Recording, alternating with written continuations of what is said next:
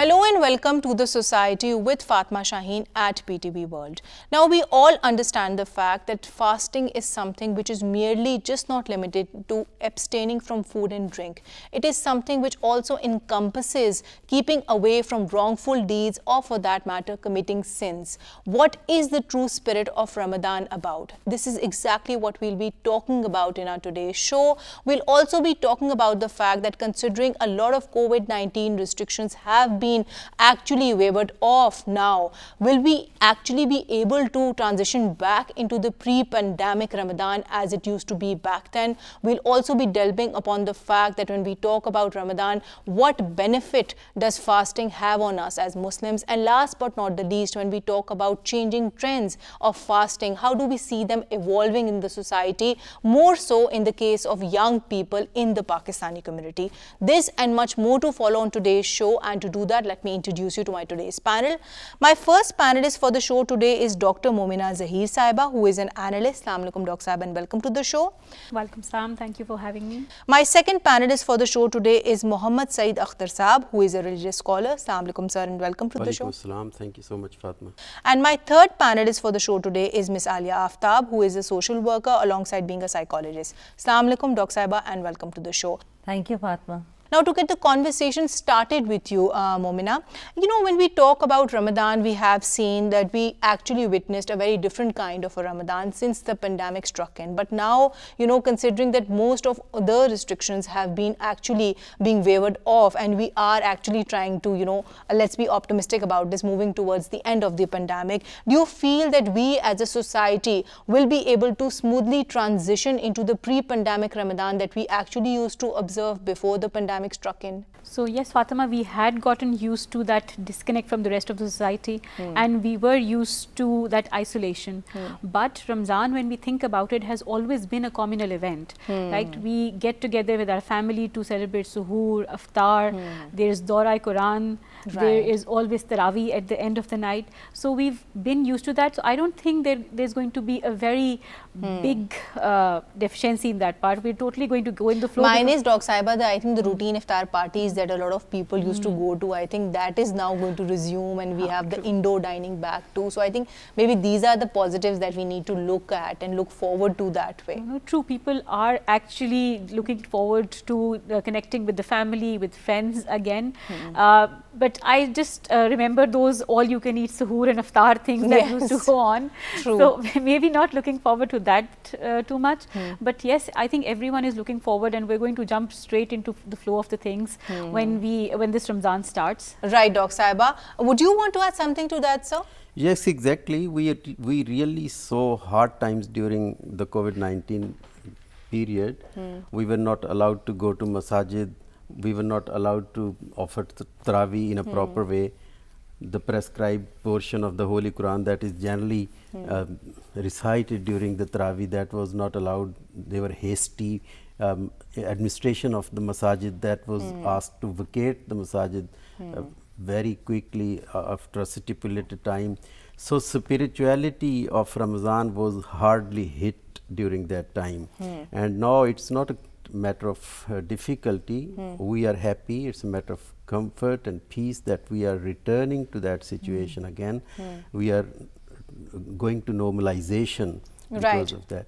So it would be happy. Sir, but we must also talk about the significance of the holy month. And of course, when we talk about its significance, we all understand the fact that, Ramadan is that one month in which we are told not only to purify our bodies, but also our souls. And in this regard, I also believe that, it gives you that ideal opportunity to introspect upon yourself. And it is also an opportunity for you to improve yourself. So tell us more about this, that how can we as Muslims use this month to actually do the same? Ramadan gives us opportunity to think deep, gives us time to contemplate.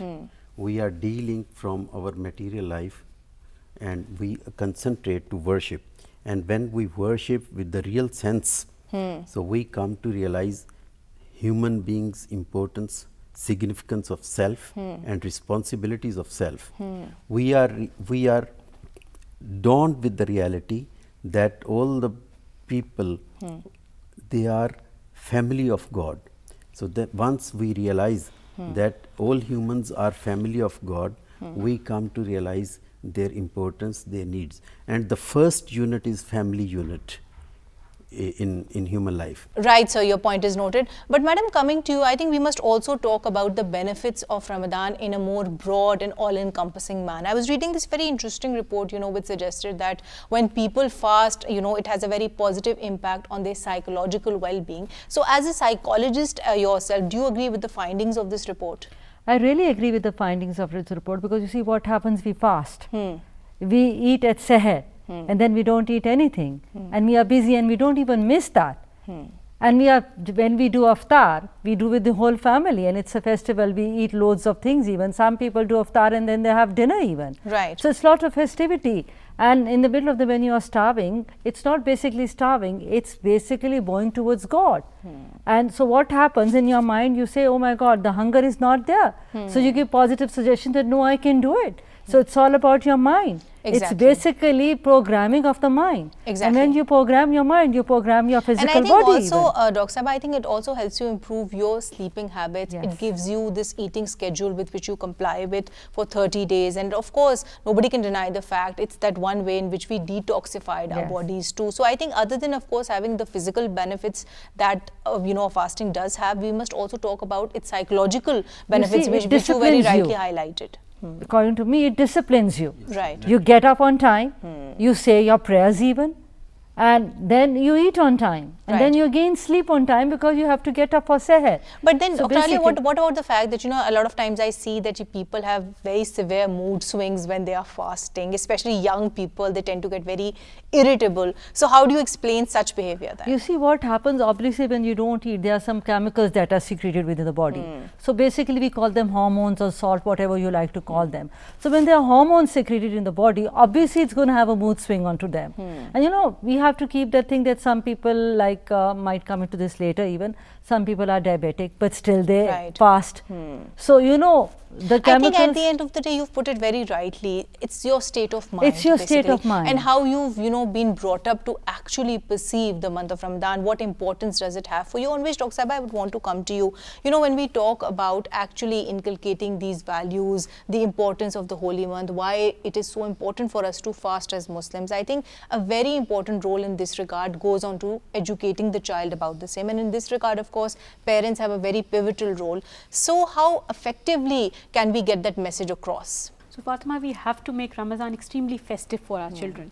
It's a month that is to be celebrated, the spirituality of it, and you need to make it more, so the children nowadays, they are very visual creatures, right? You need to make it festive. You can set up lanterns in the house. You can set up a small Ramadan namaz corner for them, right? I've got a 10-year-old and a 5-year-old at home. So we are setting up banners. We're making a Ramadan calendar for this as well. Children do what they see. So if you are celebrating Ramadan and the spirit of Ramadan, that we're reading Quran, we are saying our prayers, they see and they come and stand next to you on the prayer mat. Right. I think you must lead by way of example. In this regard, of course, you can do little things like telling them stories, something which is engaging, because I think the message needs to get across in an engaging manner for them to be able to absorb it.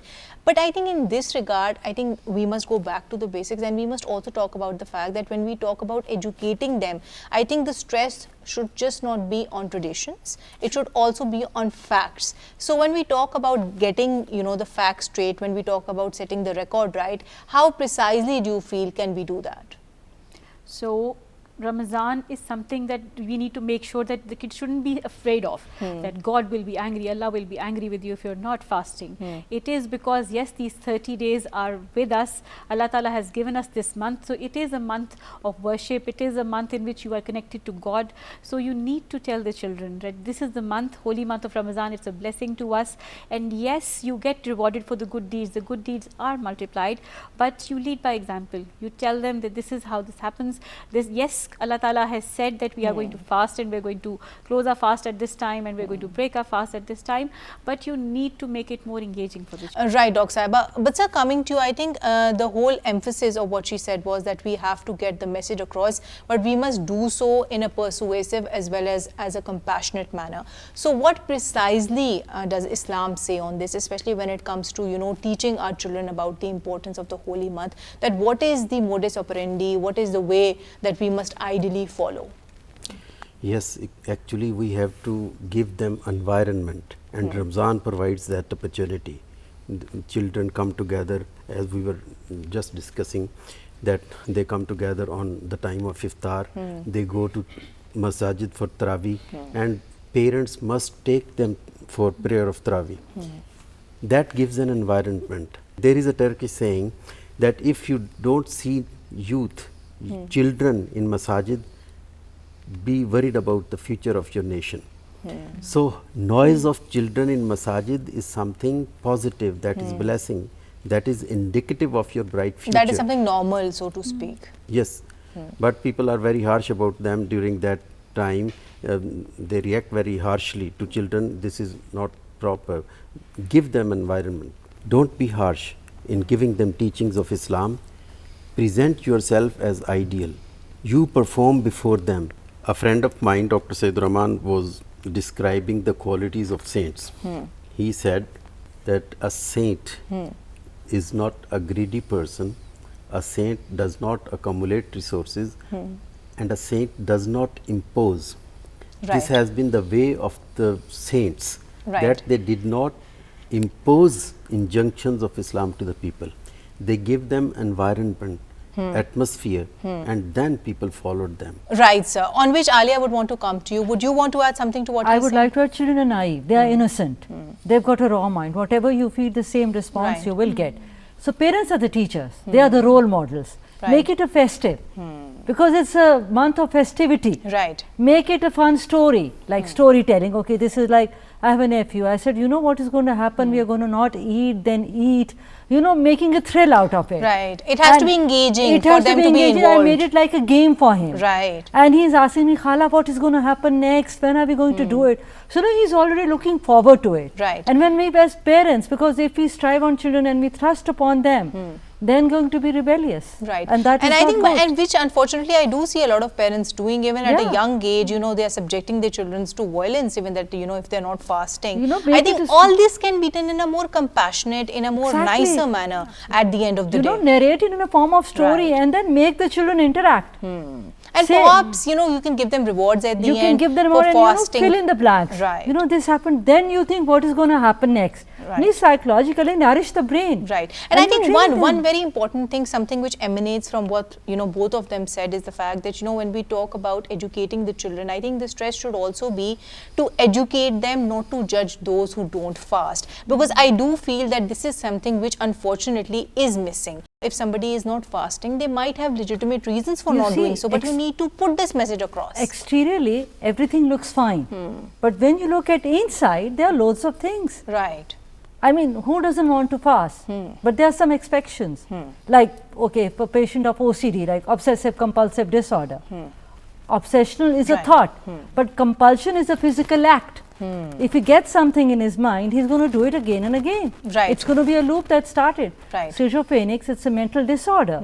They have hallucinations. How can they fast? But what about patients then, Alia, who suffer from depression, so to speak? Because depression is something we all understand, which can be something which is very mild, but at the same time, there are patients who suffer from clinical depression. So it is something which can vary. So people who are depressed, do they get that exemption in your narrative? In my narrative, they do. But it depends. What is the borderline? Right. If they are supposed to have medicines in the morning, evening, and then, you know, sometimes it's 3 times a day, sometimes it's 4 times a day, then they can't skip it, because if they skip it, it becomes a chemical, it becomes a form of a blood that goes I think the inside them. rationale then should be that how severe is the disease that you're basically suffering from, and how does it that in turn inhibit your ability to fast, on which I think, sir, you would be in a better position to comment from a religious perspective, that what are the exemptions given to us as Muslims, circumstances in which we are exempted from fasting. Basically, I said disease is exemption, but maybe if we are given the authority to decide about ourselves, so then we may be deceiving ourselves. Right. I am calling myself a sick person, but I am not, and I am Right. taking that plea. So I am not the authority, or the person who is diseased is not the authority. The authority are the doctors, relevant people. They would declare him the kind of person he is, or the state of mind he is having. Then they will give him exemption. from Right. that. And sir, in this regard, it's just not about people who are unwell, it's also about people who are too old to fast, or for that matter, who are traveling. So tell us about those exemptions. Too old people will fall in the category of sick people because their health doesn't allow them. So they give them, all these people will give penance for not fasting Right. during Ramadan. They can do it after Ramadan or they can give penance. Right. And what about traveling? Like if you're traveling short distances as opposed to long distances, then are you exempted from fasting? Fuqaha have given the laws, rules and regulations, points, the definitions of traveling, saying, like 45 miles, long journey or more than 45 miles, and 15 days stay. Right. If it is 15 days, then it's no longer a journey. Right. Less than 15 days and more than 45 miles journey, then you will be called a traveler. Dr. Sabha, I think we must also talk about young people, because you know we see that in the Pakistani society, the way they fast, the trends that they follow, the ritual of fasting, that has, you know, a kind of change for them over a period of time. I see so many people now, they don't opt for sahur meals, they just, you know, have a late night dinner, they sleep through sahur and then they wake up the next day, they fast, and then they open their, you know, fast with the iftar. So do you feel that this is a healthy, you know, kind of a kickstart? Because at the end of the day, when you're not traditionally following all that you are supposed to follow, it is something, you know, which should not ideally at least be encouraged. No, Fatima, it should not be encouraged at all, because the beauty of Ramadan is that you wake up for sahur, right? You're waking up in the morning, and that has its special importance in the month of Ramadan, that you sleep and then you disturb your sleep and then you get up for that sahur meal and you're sitting with family, right? You're talking to the family. So young children, yes, they're watching TV series all night and then they eat till 1 a.m. or 2 a.m. and then they sleep. This is not the spirit of Ramadan. Right. It is absolutely obligatory, and if you're eating at that time and you're spending that whole day without a meal, without making sahur, then you are actually dehydrating your body. I think that's also where the mood swings kick in. But I think in that way, we must also talk about just not this one practice. There are so many other practices per se. Alia, you must have seen that, you know, off late we see that a lot of young people are going on all these lean meals, detox packages, keto diets, more so during Ramadan. And, you know, they're actually planning to make this holy month that 1 month in which they aim to, you know, achieve all their fitness goals. So again, is that a good kickstart to start off with? I don't think so, because you see, at the end of the day you start eating more and you gain weight. And Ramadan is not about losing weight and not about fitness. It's a month, holy month of blessings. This is a ritual where all the family gets up and, you know, sunrise. It's a beautiful feeling to see the sunrise. Right. The chirping of the birds, the sun coming out, nature. And nature is where Allah belongs. So we become more close to God because nature is our Allah. Right. So I think that if the youths are doing this, this is wrong. And you know, this is unhealthy habits. When you get up in the morning, you are not fresh. Right. And you don't start fresh. Right. And because I think you in didn't this have a regard, good we must sleep. also talk about the gym routines changing too. Since we are talking about the society generally, I think it's also fair to talk about different parts and different facets of the society, so to speak. So I think you very rightly put it that it should not be that 1 month on which you're just focusing on fitness. It might be, you know, one of your priorities, but the main priority should be to actually improve yourself, to actually improve your connection with God. You see, that's the whole festivity. That's the whole meaning of Ramadan. Right. Eating together, sitting together, family time, chatting, because we become so involved in the rat race or involved in our own course of life that we miss that family life. Right, Alia. But sir, coming to you, I think they've both raised some very valid points. But when we talk about the problems and we talk about these changing trends, I think a very relevant and pertinent question which arises in this regard is the fact that how can we, you know, overcome these issues? So what solutions would you propose in this regard? Yes, it's very pertinent point, and the point is that of taking Ramadan with its true letter and spirit. Right, it's sir. a matter of guidance. We must guide children or the youth that you have to follow the rituals properly as they are prescribed.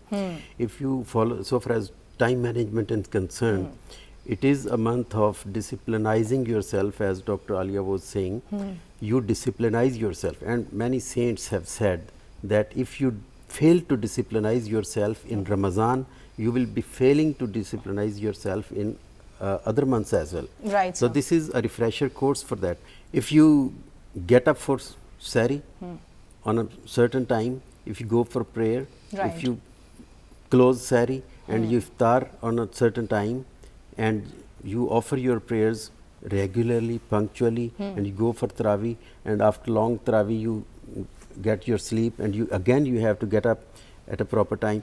So then you disciplinize yourself in that way.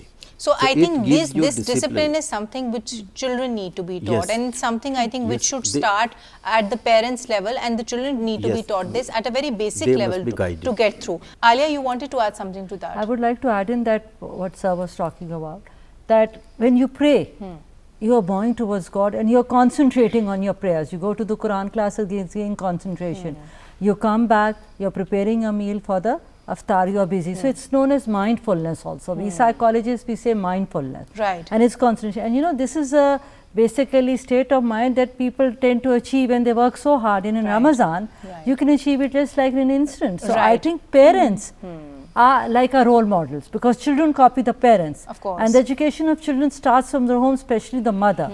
So we need to make it a family habit to do this. Right. And encourage children that, look, what you have been finding, because people have concentration problem, and this is the month when you achieve mindfulness, you can gain loads of things. Right, and this is something that must start at a very early Yes. age. On which note I would want you to basically further deliberate. Basically, Dr. Saiba, when we talk about Ramadan, we must also talk about this in a more, a broad and encompassing manner. A very important part of Ramadan is also to give back to the society, to do, maximum charity that you can do in your means. So are there any contours that we need to follow? Are there any parameters which have been defined? Because at the end of the day, I feel that, charity is also something which is very subjective. I might be very happy giving, somebody on the street 200 rupees, but my friend, or maybe you for that matter, might be more happy actually giving somebody complete sahur and iftar meals all throughout the holy month. So where do we draw the contours? Where do we draw the lines, especially when it comes to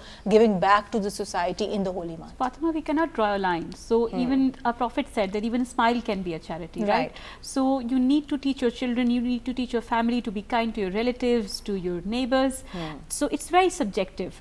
Charity is something that everyone does according to their own pocket, to their own means.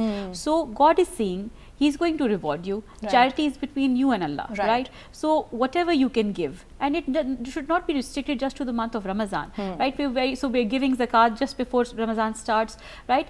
But we can give sadaqah, we can give charity throughout the year. So this is the training for the rest of the year. So in my recommendation, it should continue. I think this is something very validly pointed out by yourself, that when we talk about charity, it should be a continuing kind of a cycle, and it should just not be limited to this one holy month. But on the converse, even if somebody wants to maximize all their charity efforts in this holy month, that is something which should also be acceptable, because it is very noble at the end of the day. On which note I would want you to comment on this, because I understand that you are working with special children, more so with families of differently able persons in the community. So tell us about your efforts of uplifting these vulnerable segments of the society, because I think this in itself is also a very important step, that when we talk about empowerment, when we talk about uplifting people, I think we should be more focused on the vulnerable segments of the society who need it the most. You see, there are so many children who are vulnerable.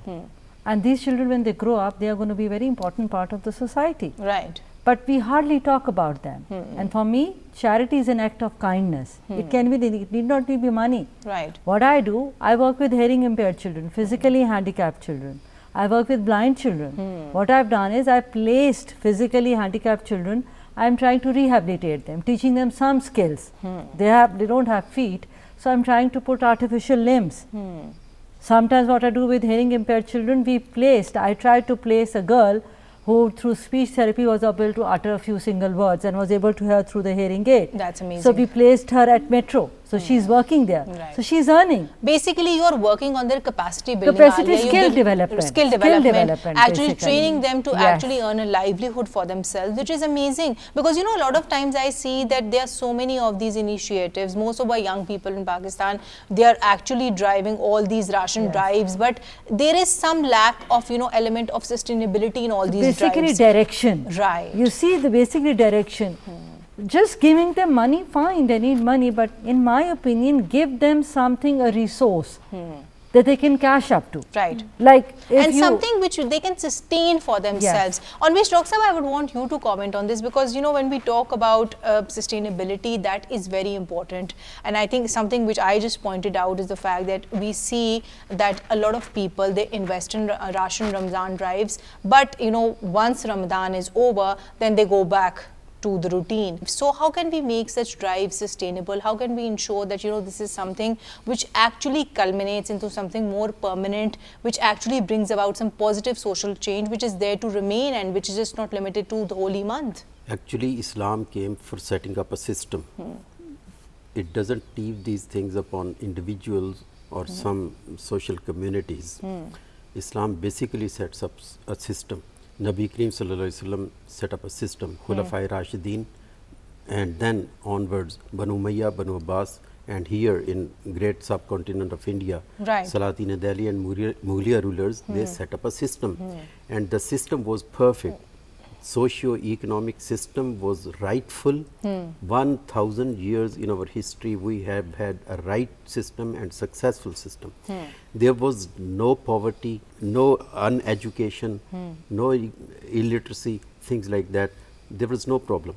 And once the state set up such a system, then there will be no need for iftar programs and rations and things like that. So, but do you That not would feel be- that putting would the be- entire responsibility on the state, that would also be a bit unfair? Of course, state can lead such initiatives, but Dr. Sabha, do you not feel that there should be room for public-private partnership in such cases, so that the responsibility is collective, and it must be collective at the end of the day? We are talking about the society at large, and these people who we are talking about, they come from the society too. So maybe they can channel or streamline their efforts this way.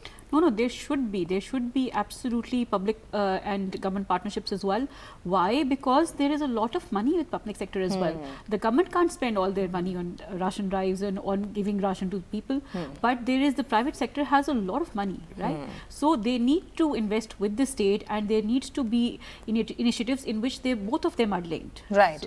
So I Internationally, think this is the something case, which should coexist, Yeah. hand in hand. And also in this regard, I think we must also talk about Muslims, especially those Muslims who fast abroad.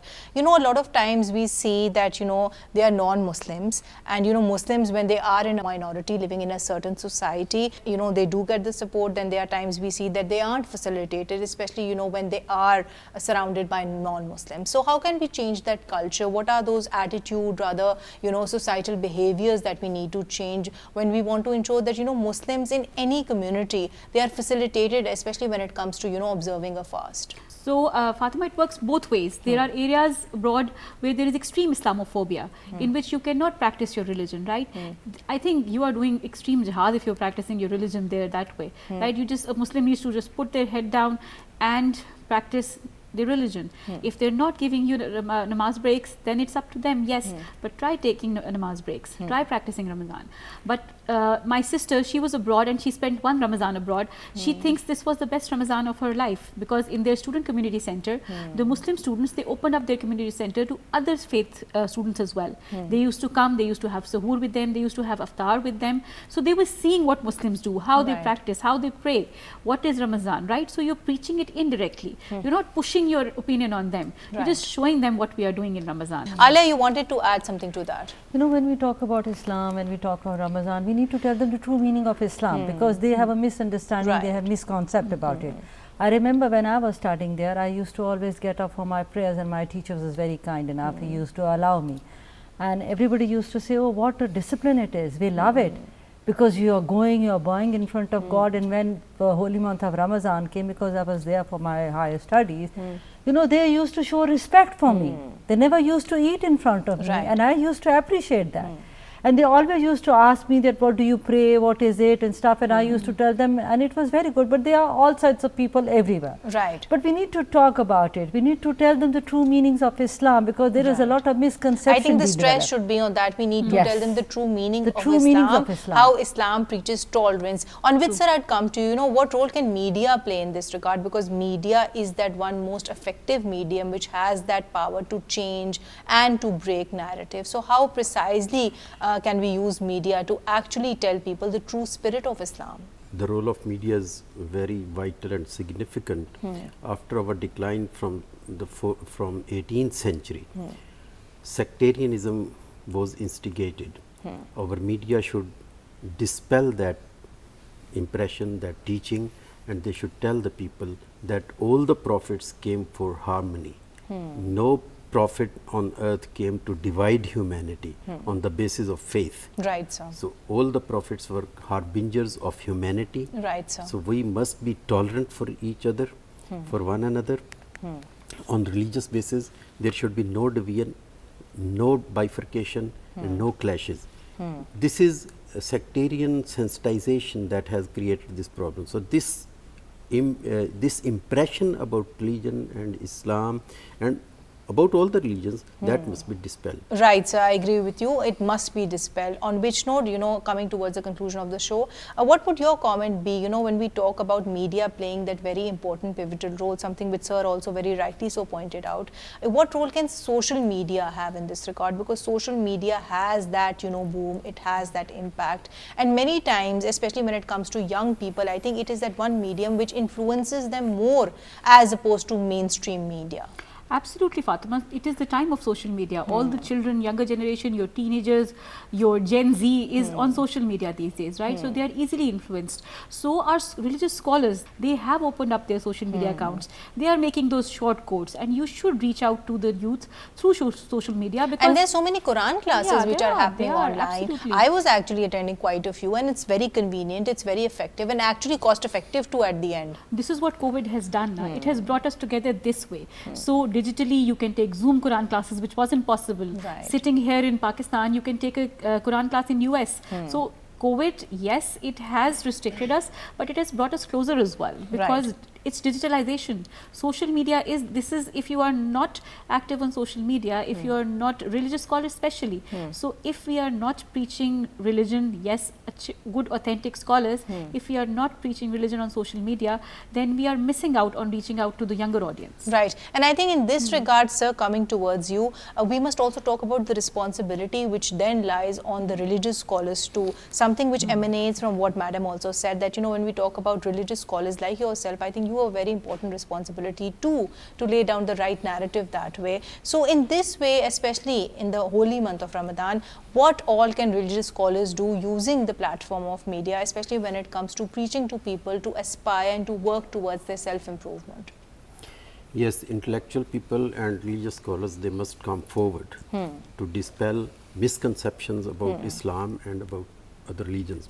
They must tell that Islam is not enemy of other religions, it's representative of other religions. All the true teachings of all the religions are the same. Right. So Islam is harbinger or representative of all these teachings. Then there will be no clash. No. And sir, these are the things that we do otherwise see in the society. I remember when the COVID-19 vaccination drive started, our religious scholars had a very important pivotal role to play there too. So we must use them, we must capitalize on this strength of theirs in the right manner. Madam, coming towards you and coming towards the conclusion of the show, you know, there's this divided school of thought that when we talk about COVID-19 and how precisely did it impact Ramadan, there's this one school of thought which says that, you know, COVID-19 has actually dampened the spirit of the holy month, and then there's the one school of thought which says that it has actually strengthened the same. So which school of thought do you agree with, and what are the lessons do you feel have we as a society learned more so in this pandemic? I feel that it has strengthened the holy spirit of Ramadan, because in my opinion, it brought the family together. Because what happened, children would go to their iftar parties, everybody was busy in socializing. Right. So when everything was closed, everything was, the center of attraction was food and staying at home and talking to each other. Some people played games even, some people read the Quran even. So it brought the family life together. And in my opinion, people thought that, okay, you know, we were taking our life for a ride. We would take everything for a ride. So it taught us the value of life. Right. It taught us the value of life, that don't take things for granted. Things can change even. Enjoy every moment of life and thank your blessings. Because staying at home, bringing together, was also sort of a thing that we could never think of, never imagine. Right. Because everybody was involved in their own life. Right. I personally would agree with you on that, because I think it has actually strengthened our beliefs in, you know, what is required, what is not required. And I think this is something which might transcend with us, considering that, you know, we are still kind of coming out of the pandemic, but it is something which might stay with us for some time to come. Till the time at least we see that, you know, the pandemic has gone, not only in Pakistan, but completely world over. On which note I would like to conclude today's show. Thank you so much, Dr. Momina. Thank you so much, Saeed Saab. And thank you so much, Ms. Alia, for being here with us today. Well, to conclude today's show, we generally spoke about the spirit of Ramadan. We also spoke about the various benefits that fasting does have for us, not only as individuals, but also as a society. Having said that, one thing that we all need to work upon is to actually concentrate and emphasize on the true spirit of Ramadan, which involves, of course, you know, working for the betterment of others, which also involves being more compassionate and kind towards others, because this is something which is actually the real and the true spirit of the holy month. On this note, I would like to conclude today's show. Thank you so much for watching The Society. Until next week, take care and Allah Hafiz.